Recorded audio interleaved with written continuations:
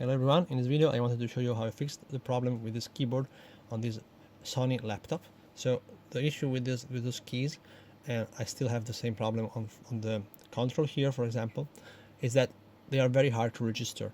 They are very hard to press. They require a lot of pressure to work. So for example, if I type A, I type Control A, sometimes the control doesn't register. Sometimes I'm clicking on it, but it just, you see, I can keep my hand steady and it will just sometimes pick the pressure. And this issue is also present for some keys here in this area. Here it is, for example, the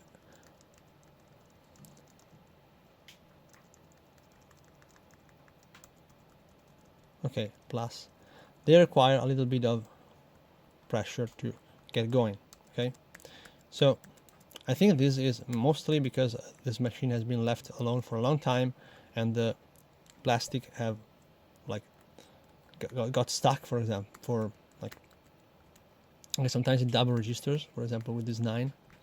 Okay, so some of these keys have been already fixed, and what I did is I cut a little piece of material from this. This is like a quite thick tape.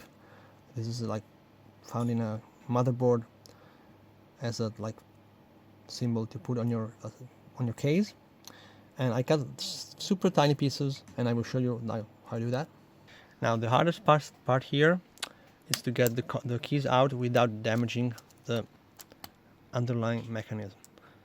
And out of the, I guess, 10 keys I already did this work on, it was mostly a problem with the enter and the delete key, when the normal keys actually came out pretty fine, all of them, and this one came out perfectly fine.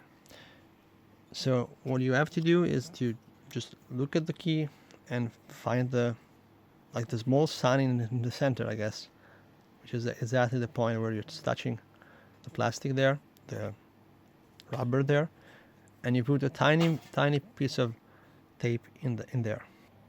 I know this may seem too small and not thick enough, but trust me, it's just what you needed to make sure that the keys are registered.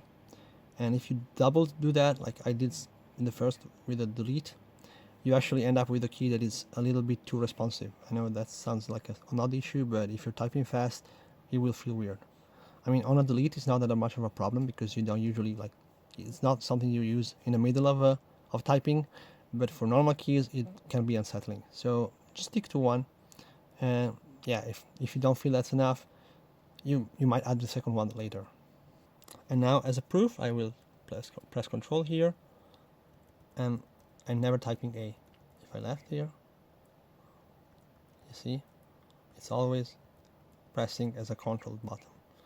Even if I try to not apply much pressure, I'm trying, okay, it was quite hard to get there, but as soon as I rest my finger on it without pressing it, it will work.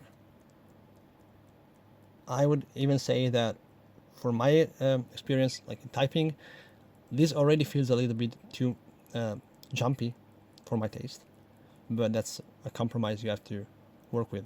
Now, the reason why it's only a couple of keys this happens to, mostly in this area and on the sides, is that on the center I have the motherboard, and that's probably acts as a good structural part.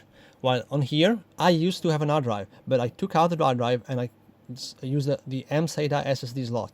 And that is the main reason why I had to do all of these keys here, because probably something is missing on the structural side of the motherboard.